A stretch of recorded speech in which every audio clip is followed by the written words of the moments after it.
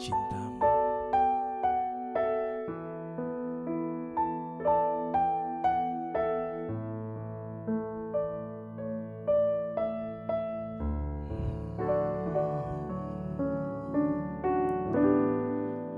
Ku tetap cinta. Ku tetap cinta.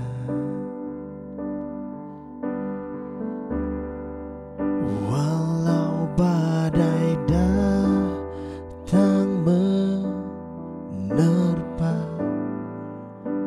ku tetap cinta. Ku tetap setia. Ku tetap setia. Walau topan datang menerpa, ku tetap setia. Terlalu banyak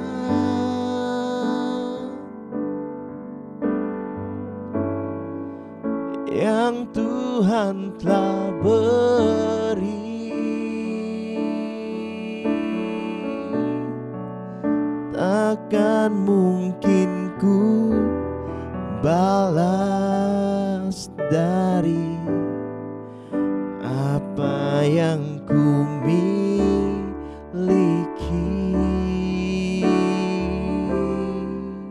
Ku persembahkan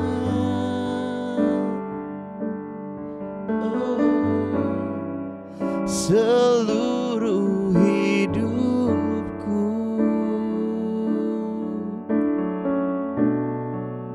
dan ku tetap cinta, biar ku tetap setia untuk selama-lamanya. Ku tetap cinta.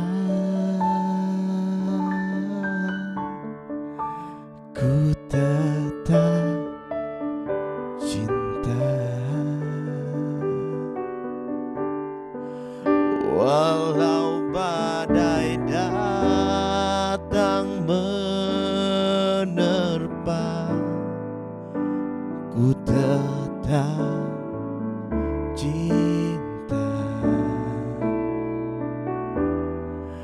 Ku tetap setia. Oh, ku tetap setia. Walau topan datang menerpa, ku tetap setia. Terlalu banyak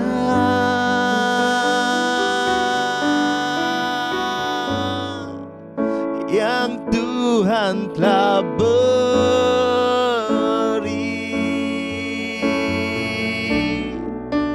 takkan mungkin ku balas dari apa yang ku miliki. Ku persembahkan seluruh hidupku,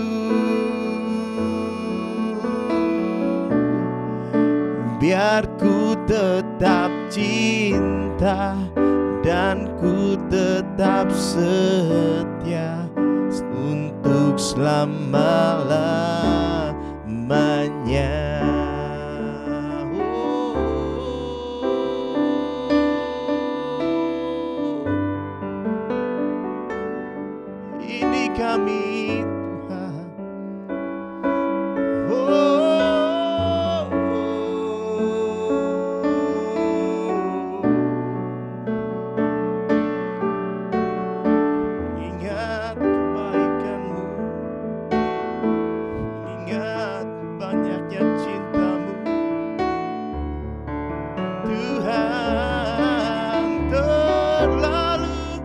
terlalu banyak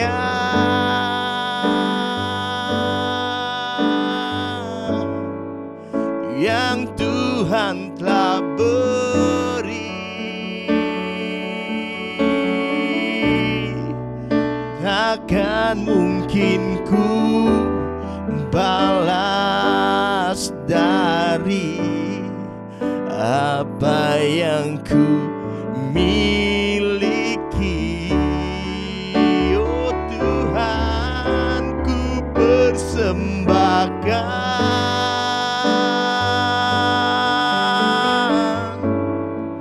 seluruh hidupku, dan ku tetap cinta, biar ku tetap setia.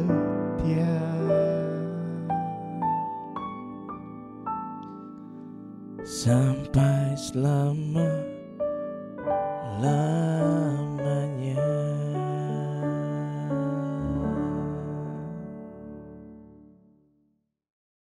Shalom, apa kabar saudara? Kita bertemu lagi di awal tahun baru 2023 pada bulan Januari ini. Kita mendengar pelajaran tentang kebenaran firman Tuhan. Apakah kita sebagai seorang Kristen yang kita kejar itu adalah Tuhan, Kristus, atau kita mengejar kesuksesan, kekayaan, kemakmuran, seperti yang banyak dikhotbahkan oleh gereja-gereja di akhir zaman ini di berbagai tempat di seluruh dunia. Khotbah-khotbah yang bicara tentang kemakmuran, bicara tentang kekayaan, tentang kesuksesan, tentang mujizat, itu menjadi sebuah daya tarik yang luar biasa. Kenapa? Karena kita mempunyai keinginan bagaimana caranya kita menjadi orang yang kaya, menjadi orang yang makmur, menjadi orang yang sukses. Kita bisa mengalami apa yang kita inginkan. Pertanyaan saya sederhana, apakah kehidupan saudara berjalan sesuai dengan keinginannya Tuhan? Injil Matius 7 mengatakan, kita seringkali memanggil Dia Tuhan, tetapi kita tidak obey, kita tidak taat. Seharusnya Dialah yang menjadi majikan kita. Kita ini hanya sekedar hamba. Tapi kita menjadikan Tuhan itu menjadi pesuruh kita, terbalik kehidupan kita. Sehingga prioritas kita tidak lagi kepada keinginan Tuhan. Apa yang terjadi jikalau hidup kita terbalik? Injil Matius 6 mulai ayat 25 sampai dengan 34 mengatakan, kalau prioritas hidup kita terbalik, bukan Tuhan yang utama, pengejaran kita bukanlah kerajaan Allah dan kebenarannya, tidak membiarkan Tuhan itu memerintah dan kita mengikuti aturan yang sudah ditetapkan oleh Tuhan. Tapi kita menjadikan diri kita yang utama dan kita mengikuti kemauan diri kita, kita tidak mau menaklukkan diri kepada ketuhanan Kristus.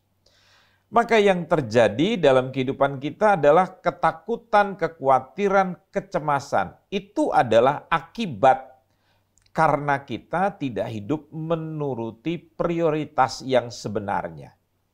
Saya akan mengajak saudara dalam tema pada saat ini, mengejar Tuhan atau mengejar kekayaan.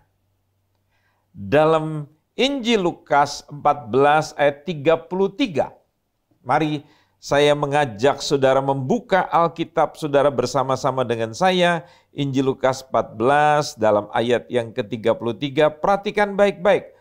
Demikian pula lah tiap-tiap orang di antara kamu yang tidak melepaskan dirinya dari segala miliknya tidak dapat menjadi muridku. Wow. Dan itu saudara mematikan ya Karena keinginan untuk menjadi kaya justru menjerumuskan. Kalau saudara hidup mengejar kekayaan, menjadikan sarana itu menjadi tujuan, menjadikan alat itu menjadi tujuan hidup saudara, bukan lagi Kristus yang menjadi tujuan hidup saudara, tetapi pengejaran akan kekayaan. Di dalam 1 Timotius 6 ayat yang ke-9, coba perhatikan ayat yang sudah sering kali kita dengar dan kita baca. Tetapi mereka yang ingin kaya terjatuh ke dalam pencobaan, ke dalam jerat dan ke dalam berbagai-bagai nafsu yang hampa dan yang mencelakakan, yang menenggelamkan manusia, perhatikan baik-baik, ke dalam keruntuhan dan kebinasaan. Jadi saya juga ingin pada bagian ini ingin mengatakan kepada para pemberita Injil. Hati-hati kalau kita tidak mempunyai pengetahuan firman secara menyeluruh, kita cuma hanya mengutip, kita hanya mencaplok ayat-ayat yang kita sukai. Kebanyakan sekarang gereja hanya mengkhotbahkan yang namanya janji. Sehingga kita menjadi murid Tuhan, umat Tuhan selalu mengklaim janji Tuhan. Lagunya mengatakan, ya, yang kita sering nyanyikan, janjimu seperti fajar pagi hari. Kita selalu mengenang, merenungkan, mengklaim janji-janji Tuhan. Pertanyaan, apakah kita lupa Alkitab itu tidak hanya terdiri daripada janji-janji Tuhan kepada umatnya, tetapi juga ada perintah, ada amaran-amaran yang harus saudara lakukan. Nah lucunya umat Tuhan zaman sekarang itu tidak pernah mau melakukan firman Tuhan, tetapi selalu menuntut haknya. Menuntut janji Tuhan, lantas coba mengingatkan Tuhan, Tuhan kau udah berjanji loh. Tapi kita tidak melakukan bagian kita, kewajiban kita selaku umat Tuhan, muridnya Tuhan, anaknya Tuhan. Kita berpikir anugerah Tuhan yang besar itu membuat kita tidak perlu berbuat apa-apa. Coba saudara pikirkan, kalau saudara sudah mendapat anugerah kepintaran dalam hidup ini, terus saudara tidak mau belajar, saudara tidak mau sekolah, bekerja juga begitu. Kantor jam 8:30, saudara masuk jam 11, orang pulang jam 5, saudara pulang jam 2. Pertanyaan saya, apakah saudara akan mendapatkan promosi? Sekalipun Anda mendapatkan anugerah dari Tuhan yang luar biasa. Artinya apa? Janji-janji Tuhan itu tidak akan pernah kita klaim. Karena di dalam kitab Amsal, orang malas itu menjadi ketidaksukaannya Tuhan. Ya, Tuhan nggak bisa bekerja sama orang-orang yang malas. Jadi itu sebabnya saudara-saudara yang dikasihi Tuhan perlu belajar kebenaran. Pengejaran saudara itu Tuhan atau janjinya? Hanya sekedar kelimpahan. Berkat itu kan punya dua kaki, saudara. Satu namanya kelimpahan, satu namanya penderitaan. Jujur, apa yang saudara kejar? Kelimpahan kan? Sukses kan? Kemakmuran kan? Mujizat kan? Kesembuhan kan? Tapi saudara tidak mau tuh mengalami penderitaan karena salib. Banyak orang mengatakan, loh sekarang kan kita hidup di dalam zaman modern dan tidak ada lagi yang dianiaya. Saudara, zaman boleh berubah, tapi kan setan tidak berubah. Dia tetap ingin menghancurkan iman saudara supaya saudara gagal menerima perjanjian Tuhan. Kalau perlu saudara dihancurkan selama saudara hidup sebagai seorang Kristen. Keimanan saudara dibuat roboh. Nah, hal yang pertama, saya ingin memberikan masukan buat tiap-tiap pelayan Injil, buat tiap-tiap kita sebagai seorang murid Tuhan, jemaatnya Tuhan. Jangan pernah kita mengembangkan sebuah kepercayaan yang membuat kita menjadi sukar masuk di dalam kerajaan surga. Karena Tuhan berkata, saudara-saudara, Lebih mudah seekor unta melewati lubang jarum daripada seorang kaya masuk ke dalam kerajaan Allah. Anda bisa baca di dalam Markus pasal yang ke-10. Ayat yang ke-23 sampai dengan ayat yang ke-27. Perhatikan baik-baik di situ. Lalu Yesus memandang murid-muridnya di sekelilingnya dan berkata kepada mereka, alangkah sukarnya orang yang beruang. Maksudnya orang kaya. Masuk ke dalam kerajaan Allah. Murid-muridnya tercengang mendengar perkataannya itu. Tetapi Yesus menyambung lagi, anak-anakku, alangkah sukarnya masuk ke dalam kerajaan Allah. Lebih mudah seekor unta melewati lubang jarum daripada seorang kaya masuk ke dalam kerajaan Allah. Mereka makin gempar dan berkata seorang kepada yang lain, jika demikian siapakah yang dapat diselamatkan? Yesus memandang mereka dan berkata, bagi manusia itu tidak mungkin, tapi bukan demikian bagi Allah, sebab segala sesuatu adalah mungkin bagi Allah. Artinya begini, kalau saudara mengikuti jalan hidup saudara, mengikuti cara-cara dunia, maka kita tidak akan mungkin untuk masuk di dalam kerajaannya surga. Orang yang memakai filsafat dunia, itu artinya orang kaya. Orang yang memakai kepercayaan-kepercayaan, paham-paham isme-ismenya dunia. Sampai saya pernah mendengar ada orang yang berkata begini, kalau kamu tidak kaya, kamu tidak bisa masuk surga.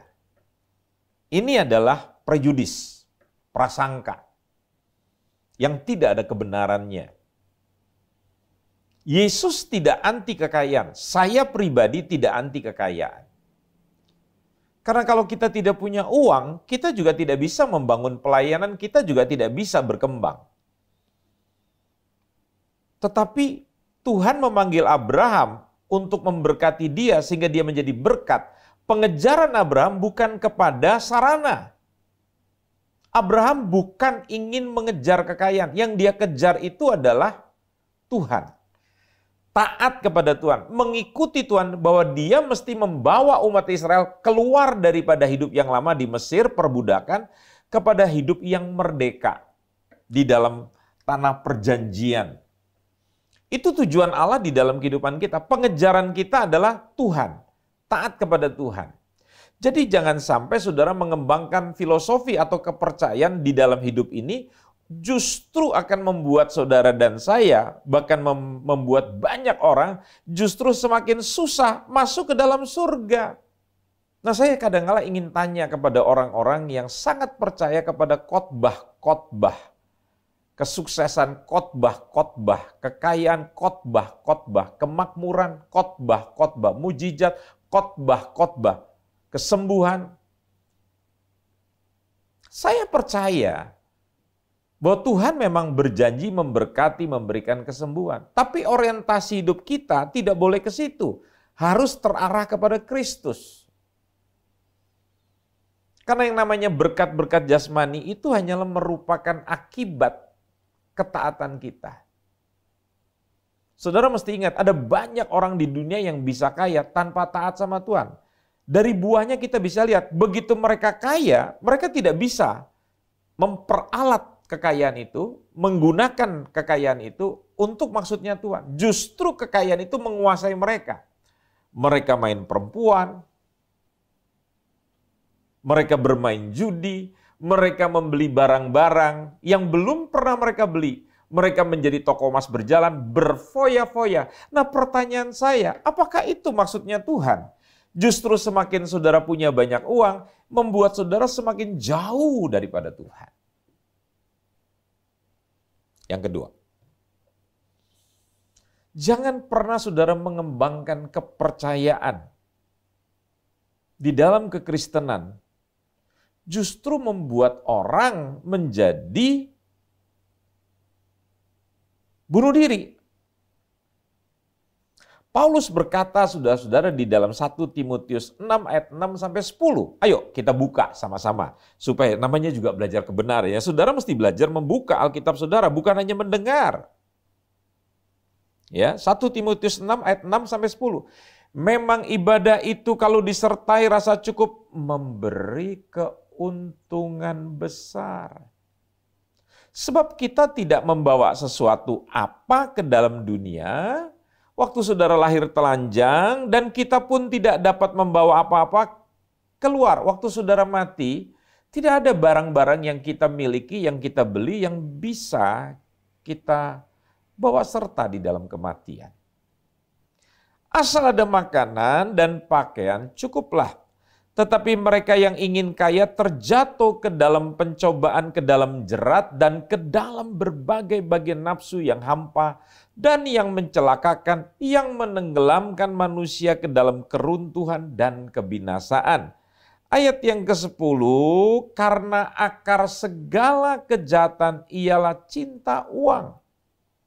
Uang itu netral, yang membuat orang seringkali roboh, binasa, mati. Justru, maksud saya dia mematikan dirinya sendiri, justru dia bukan mencintai Tuhan, tapi dia mencintai uang. Uangnya nggak ada masalah, tapi kita akhirnya karena cintakan uang, kita kejar itu uang. Habis-habisan kita demi uang. Sampai kita mengorbankan keluarga kita, mengorbankan anak-anak kita, mengorbankan moralitas kita demi mendapatkan uang. Kita entertain orang atau kita di-entertain orang di klub-klub malam, kita bersama dengan perempuan-perempuan, dengan minuman-minuman keras, dengan dunia malam. Kita menjual iman kita, prinsip-prinsip, batasan-batasan iman kita, kepercayaan kita, nilai-nilai kita dengan hal-hal dunia. Sebab oleh memburu uanglah beberapa orang telah menyimpang dari iman dan menyiksa dirinya dengan berbagai duka.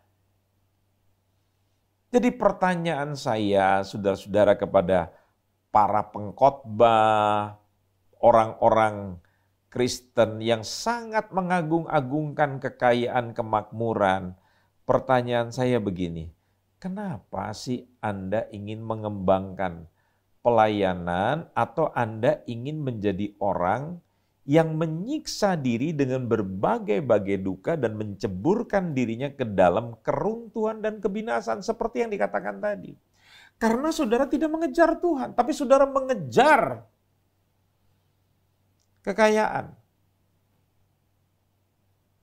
Di dalam kitab Ulangan, tatkala saudara melakukan perintah, maka saudara akan menerima akibat. Jadi yang saudara kejar itu bukan upahnya, pahalanya, tapi yang Anda kejar itu adalah Tuhan dan perintah-perintahnya. Jangan dibalik. Makanya ini firman, kalau saudara mengejar uang, mengejar kemakmuran, mengejar kekayaan, justru saudara sedang bunuh diri. Justru saudara menghancurkan, mematikan. Bahasanya Alkitab itu justru Anda menyiksa diri Anda dengan berbagai-bagai duka dan menceburkan dirinya ke dalam keruntuhan dan kebinasaan. Percaya saudara. Kita pernah melihat orang dalam sejarah manusia di dunia ini, ribuan tahun yang lalu. Salomo yang justru diberkati Tuhan dengan berkelimpahan luar biasa. Justru dia menghancurkan dirinya. Justru dia melanggar hukum Allah, dia melanggar moralitas. Sampai dia memiliki 300 istri, 700 gundik. Dikatakan dia tidak membatasi dirinya. Apapun yang diinginkan oleh hatinya, dia terus bekerja. Dan saudara tahu apa akibatnya? Tidak ada kepuasan. Dan semua dia katakan, semuanya kesia-siaan. Orang bijak itu belajar dari sejarah. Jangan sampai saudara mengulangi sejarah pendahulu-pendahulu kita yang sudah jatuh. Lantas kita juga mau belajar jatuh juga. Bukan belajar dari kejatuhan, tapi kita justru belajar untuk menjadi jatuh. Mesti kita belajar dari kejatuhan, bukan kita belajar untuk jatuh, bukan. Dan yang selanjutnya, yang ketiga, saya ingin bertanya kepada saudara, kenapa sih keimanan saudara, kekristenan saudara, pelayanan saudara justru malah berorientasi kepada ngengat dan karat. Yuk kita baca dalam Injil Matius 6 ayat 19 sampai dengan ayat yang ke-20. Coba perhatikan baik-baik dalam Injil Matius 6 ayat 19 dan 20. Janganlah kamu mengumpulkan harta di bumi. Di bumi, garis bawahi, ngengat dan karat merusakkannya dan pencuri membongkar serta mencurinya. Artinya apa? Apa yang saudara kumpulkan di dalam hidup ini, tidak ada jaminan itu tidak akan hilang dalam diri saudara. Apa yang saudara genggam, itu akan hilang. Apa yang saudara berikan, saudara lepaskan, justru itu akan kembali kepada hidup saudara. Aneh ya? Orang semakin tidak mengandalkan Tuhan, tapi dia percaya atau mengandalkan kekayaannya, itu artinya kata tamak. Tamak itu artinya dia tidak mengandalkan Tuhan, tapi dia sangat percaya dengan kekayaannya. Orang yang semakin mengandalkan kekayaannya tidak pernah punya rasa puas. Kepuasan itu bukan karena kita memiliki banyak. Kepuasan itu karena kita memutuskan. Kekayaan itu karena kita tahu bahwa itu semua diberikan Tuhan kepada kita untuk kita menjadi berkat. Ingat ya, Abraham itu diberkati supaya dia menjadi berkat. Jadi saudara-saudara, kalau kita menyimpan, maka enggak heran semakin kita menjadi orang yang serakah. Mengapa? Karena kita melepaskan fokus dari Yesus, lalu kita memutarbalikannya, kita menjadikan bukan Yesus lagi menjadi fokus. Makanya orang-orang seperti begini dikatakan, kita justru menjadi hidup yang rentan untuk kita berhadapan dengan ngengat dan karat. Ya, ngengat dan karat merusakkannya. Justru hidup saudara akan rusak. Kenapa? Pada waktu orientasi hidup saudara bukan kepada kebenaran, tetapi kepada kebendaan. Karena di dunia ini ada ngengat dan karat. Justru dia akan menyerang saudara, merusak saudara. Aneh ya, semakin banyak harta, ada banyak orang semakin tidak, bukannya tidak puas, tapi merasa tidak aman. Dia takut semuanya hilang. Yang keempat, saya ingin mengatakan kepada orang-orang percaya di akhir zaman ini. Jangan mengembangkan sebuah kepercayaan, sebuah keyakinan. Bahwa kalau saya bekerja keras itu sebagai alat untuk menimbun kekayaan. Kita baca ayatnya ya saudara-saudara. Efesus 4 ayat yang ke-28. Yuk kita buka sama-sama. Saudara cari ayatnya, saya juga buka Alkitab saya. Efesus 4:28, orang yang mencuri katanya. Janganlah ia mencuri lagi. Perhatikan kalimat selanjutnya, tetapi baiklah ia bekerja keras dan melakukan pekerjaan yang baik dengan tangannya sendiri supaya ia dapat membagikan sesuatu kepada orang yang berkekurangan. Garis bawahi, orang disuruh bekerja keras bukan supaya kita menimbun kekayaan, kita justru harus memberi, bukan malah menjadi tamak. Alkitab mengatakan kita itu menjadi kaya untuk supaya kita bisa memberi lebih banyak. Nah, ini panggilan untuk orang yang berpenghasilan banyak. Supaya kita menyimpan lebih sedikit, supaya kita dapat memberi lebih banyak. Nggak ada alasan kenapa orang yang punya penghasilan sekarang 100 juta dengan orang yang berpenghasilan 10 juta dengan orang yang berpenghasilan berapa UMR sekarang? 5,5 juta misalnya begitu UMR tahun ini misalnya begitu. Ya. Tidak harus orang yang berpenghasilan 100 juta berbeda dengan orang yang berpenghasilan 10 juta atau yang berpenghasilan 5,5 juta. Ya. Anda harus mempunyai gaya hidup Sederhana. Dan belajar kelebihannya itu dipakai untuk melayani orang lain. Banyak orang semakin kaya semakin dibenci oleh masyarakat. Semakin kaya, semakin dia egois. Dia jadi toko mas merjalan, begitu. Saya ingin katakan seharusnya saudara-saudara, Anda tuh berpikir semakin Anda memiliki kekayaan, justru Anda menjadi pemberi yang royal. Ya. Ayo saudara. Paulus dikatakan begini, orang mengatakan aku miskin, tapi aku mengayakan banyak orang. Paulus itu punya gaya hidup yang sederhana. Dia memakai berkat-berkat kekayaan yang diberikan oleh Bapaknya, oleh Allah, untuk menolong orang. Coba pikirkan ya saudara ya, pengejaran kekayaan kita akhir-akhir ini itu hanya untuk menimbun. Dan begitu kita mulai kaya, kita menjadi sombong. Kita mulai meremehkan orang, merendahkan orang, memandang orang dengan mata sebelah. Jadi artinya gini, pengejaran saudara akan kekayaan itu membuat saudara menimbun kekayaan justru menghasilkan karakter sombong. Dunia saja mengatakan padi itu semakin berisi, semakin tunduk. Seharusnya orang semakin kaya, dia semakin rendah hati. Tapi sebaliknya kita semakin kaya, semakin sombong. Nah itu kan kita menggenapi 1 Timotius 6.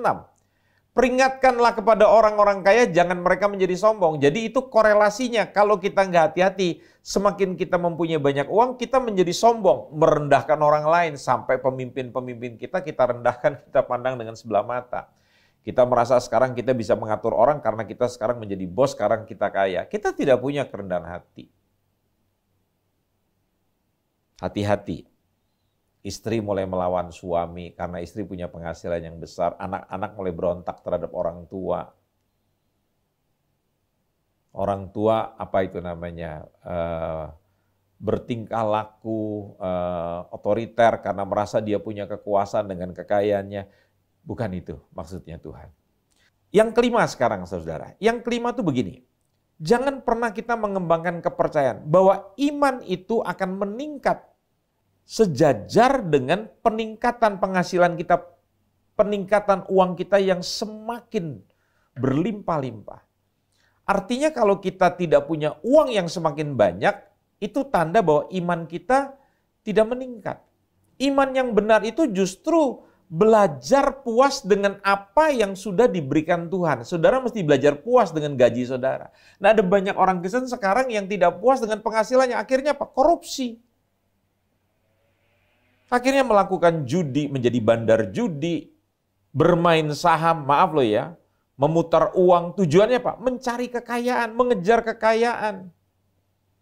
Sampai yang dipinjamkan uang itu, dia jalankan uang itu kepada orang-orang bukan untuk mengembangkan usaha, tetapi karena mereka tidak bisa makan. Nah ini namanya renten. Ya, Anda nggak boleh pinjamkan uang kepada orang yang sudah mau mati, yang tidak punya makanan. Tapi kalau kita memberikan kepada orang yang mau bangun usaha, ya kita bisa menyertakan modal dengan kita memberikan bunga kepada mereka. Sama seperti bank saja. Tapi jangan sampai kita menjadi lintah darat. Yuk kita baca yuk Ibrani 13, 5-6. Janganlah kamu menjadi hamba uang.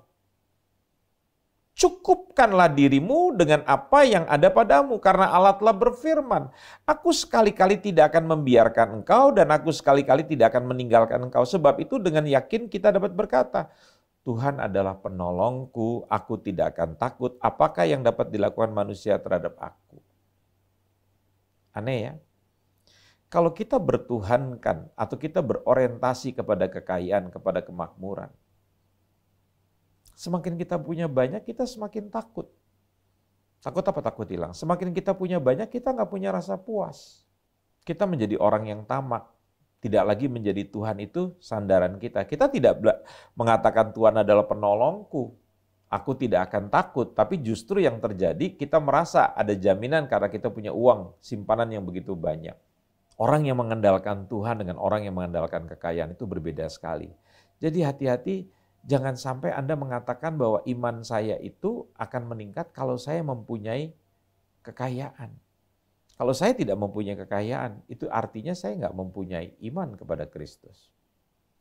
Dan yang selanjutnya, jangan sampai justru kepercayaan saudara yang mengatakan bahwa kekayaan atau kemakmuran itu harus saya miliki, ujung-ujungnya justru menghimpit pertumbuhan iman saudara. Ya, saya baca yuk di dalam Injil Lukas 8 ayat yang ke-14. Perhatikan baik-baik Injil Lukas 8 ayat yang ke-14. Yang jatuh dalam semak duri ialah orang yang telah mendengar firman itu. Jadi orang-orang ini sudah terbiasa mendengar firman, tetapi dalam pertumbuhan selanjutnya mereka terhimpit, ya, oleh kekhawatiran dan kekayaan dan kenikmatan hidup sehingga mereka tidak menghasilkan buah yang matang. Ya. Kenapa kok kita itu justru mendorong orang lain, mendorong diri kita, mengejar hal-hal yang ujung-ujungnya yang pada akhirnya justru menghimpit iman kita, menghimpit kekristenan kita sampai akhirnya kita mati. Jadi saudara, Tuhan Yesus tuh memperingatkan kepada kita semua supaya jangan sampai keimanan kita itu menjadi terhimpit karena pengejaran kita akan kekayaan. Sekali lagi, Tuhan itu tidak anti kita kaya. Tapi kalau orientasi saudara diubah bukan mengejar Tuhan tapi mengejar kekayaan, akhirnya saudara mengorbankan iman saudara, mengorbankan moral saudara, mengorbankan pernikahan saudara, mengorbankan keluarga saudara, ya itu justru pada akhirnya akan menghancurkan saudara. Dan yang terakhir, yang ketujuh, jangan pernah mengembangkan sistem kepercayaan yang akhirnya menjadikan saudara menjadi Kristen yang tidak bisa bersinar, menjadi orang Kristen yang tidak lagi dirasakan asinnya. Saudara tidak menjadi garam dan terang. Justru sebaliknya, terang saudara itu ditutupi di bawah gantang. Artinya apa? Tidak terlihat. Pertanyaan saya, apakah saudara hari-hari ini tetap menjadi garam dan terang dunia? Saya percaya ini bukan uang, tetapi ini keinginan, kecintaan kepada uang, kepada kekayaan, terus pengejaran akan kekayaan, sehingga pada akhirnya saudara tidak ada bedanya, hanya baju saudara Kristen, kalungnya salib, tapi cara hidupnya, pola kepercayaannya tidak beda dengan dunia. Sehingga dunia nggak tahu apa perbedaan mereka dengan orang-orang yang mengatakan dirinya Kristen. Nah, yang mengerikan sekarang di dalam gereja-gereja, khotbahnya itu orientasinya itu nggak beda dengan para motivator dunia. Gimana caranya Anda harus kejar itu kekayaan. Bahkan kita tidak lagi mau berdoa, kita tidak lagi mau melayani Tuhan, kita tidak peduli pada jiwa-jiwa yang sakit, yang lemah, yang membutuh pertolongan. Saudara hanya merasa bahwa saya itu sebagai seorang Kristen, hak saya dong. Kalau saya nggak mau melayani, mau apa? Hah? Kalau saya nggak mau memberi, mau apa? Lucu ya? Kristen memanggil Tuhan adalah, Yesus adalah Tuhan, tapi kita tidak melakukan firman, kita tetap berjalan di dalam ego kita. Saya pikir ini orang-orang Kristen yang belum lahir baru atau orang Kristen yang sedang jatuh. Dan dia perlu bertobat, dia perlu kembali kepada Tuhan. Ya. Jadi tragedi besar daripada pelajaran-pelajaran yang mengejar tentang kekayaan adalah bahwa seseorang tidak harus dibangunkan secara rohani agar bisa menerimanya. Dia hanya perlu serakah. Memperoleh kekayaan dalam nama Yesus itu bukan garam dunia, bukan terang dunia. Ya, saudara tahu, kalau Anda melakukan hal-hal seperti ini, dunia dengan mudahnya bisa melihat refleksi dunia itu di dalam diri saudara. Kalau saudara tidak berbeda dengan dunia, maka dunia tidak akan pernah mempercayai tentang Injil Kristus. Jadi perhatikan baik-baik di dalam Injil Matius 5 ayat 11 sampai 14 sebagai ayat penutup, perhatikan baik-baik. Berbahagialah kamu jika karena aku kamu dicela, dianiaya, dan kepadamu difitnahkan segala yang jahat. Bersukacitalah dan bergembiralah karena upahmu besar di surga, sebab demikian juga telah dianiaya nabi-nabi sebelum kamu. Kamu adalah garam dunia, kamu adalah terang dunia. Saudara tahu apa yang akan menjadikan dunia itu merasakan asinnya garam dan melihat terangnya Kristus di dalam kita?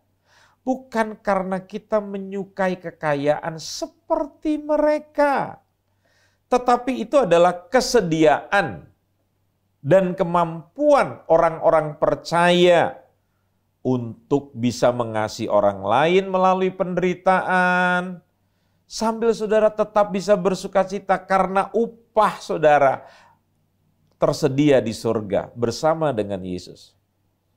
Ini nggak bisa dijelaskan saudara-saudara dengan kata-kata manusia. Ini hal yang supranatural. Menarik orang-orang yang belum percaya hanya dengan janji-janji kesuksesan, janji-janji kemakmuran, janji-janji kekayaan. Itu hanya hal biasa. Itu bukan tentang berita yang datang daripada Tuhan Yesus. Itu bukan apa yang dia capai di dalam kematiannya. Saya mau tutup dengan sebuah cerita. Siapa yang kenal dengan Rick Warren? Orang yang tahun lalu step down dari taktanya menjadi gembala sidang dari salah satu gereja terbesar di Amerika dan di dunia. Jumlah anggota baptisannya lebih daripada 40.000 orang. Dia adalah founder. Tapi pada waktu dia telah berusia lebih daripada 60 tahun, dia merasa harus step down. Dia tidak digantikan oleh anak-anaknya atau oleh keluarganya, tapi dia digantikan oleh orang yang dipilih oleh Tuhan. Wow. Jadi gereja yang dia dirikan itu tidak pernah menjadi asetnya. Itu adalah punya Tuhan. Dia bercerita, walaupun dia dipakai Tuhan luar biasa, istrinya Kay sampai hari ini tetap memiliki penyakit kanker. Bukan hanya keluarga berdoa, tapi sudah ratusan ribu orang berdoa untuk istrinya. Tuhan tetap belum menyembuhkan Kay Karen. Apakah dengan demikian Tuhan tidak mengasihi keluarga ini? Hamba Tuhan ini dipakai dengan luar biasa. Saudara tahu, justru keluarga ini belajar lewat sakit, lewat penderitaan. Sang suami, Rick Warren bercerita, yang pertama maksudnya istrinya lebih dekat kepada Tuhan. Yang kedua, istrinya lebih care, lebih memperhatikan orang-orang yang menderita. Karena dia merasakan penderitaan itu. Wow. Dan saudara tahu, Rick Warren tetap hidup dalam kesederhanaan yang luar biasa. Jauh dari kesan glamor, jauh dari kesan pendeta-pendeta besar yang senang menumpuk kekayaan, pendeta-pendeta yang senang memamerkan suksesnya, yang tidak beda dengan orang dunia, yang tidak beda dengan artis-artis zaman sekarang yang selalu ngomong di televisi, memamerkan tentang aset-asetnya. Saya pikir itu bukan iman Kristen. Marilah menjadi anak-anak Tuhan yang mengejar Tuhan, bukan mengejar kekayaan. Karena saya percaya, tatkala saudara hidup di dalam Tuhan, jaminan hidup saudara itu adalah Tuhan sendiri. Ingat, kekayaan tidak akan bisa menolong saudara. Tatkala gempa bumi meluluh lantakan semua aset saudara, bahkan mencabut nyawa saudara. Ingat, nyawa kita tidak bisa pertahankan. Maka semua harta benda tidak bisa kita pertahankan. Tuhan memberi kita bukan untuk menjadi orang yang tamak, bukan untuk menjadi orang yang menimbun. Justru kita dipakai Tuhan untuk memberkati orang lain.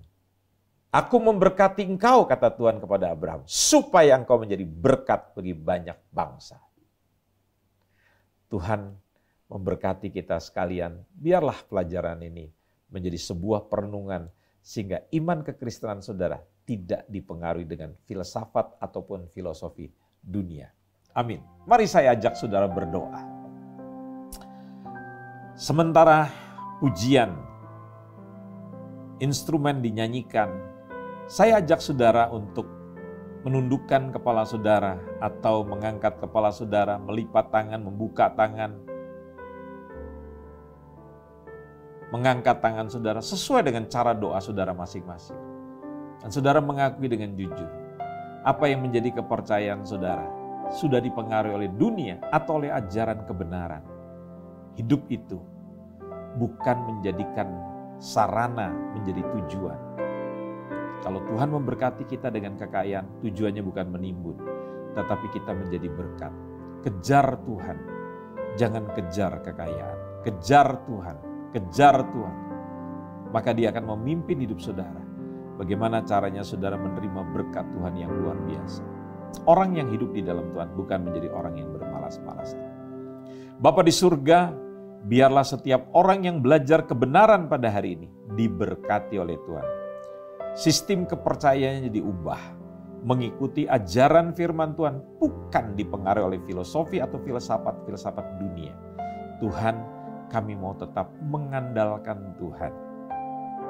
Sehingga apapun yang Tuhan berkati hidup kami melalui pekerjaan,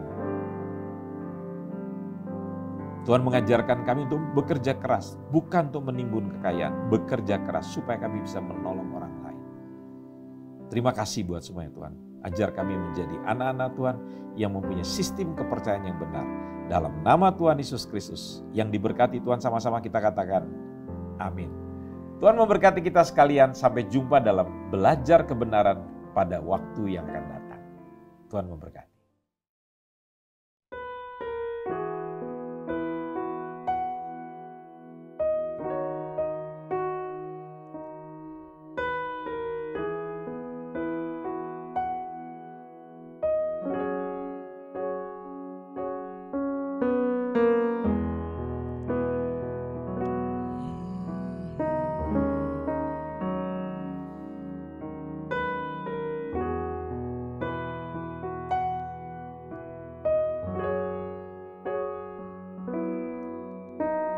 Seperti wanita mengurapimu, menangis di bawah kakimu. Demikian hidupku mau mengasihimu, Yesus, Engkau baik bagiku. Sampai akhir ku menutup mata, ku tetap setia menanti janjimu. Sampai ku dapatkan mahkota kehidupanku, ku tetap setia untuk melayanimu.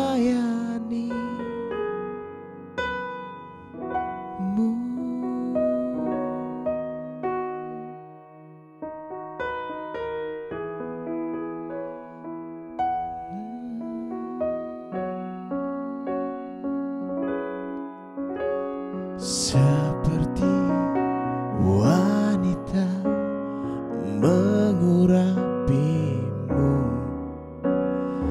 menangis di bawah kakimu.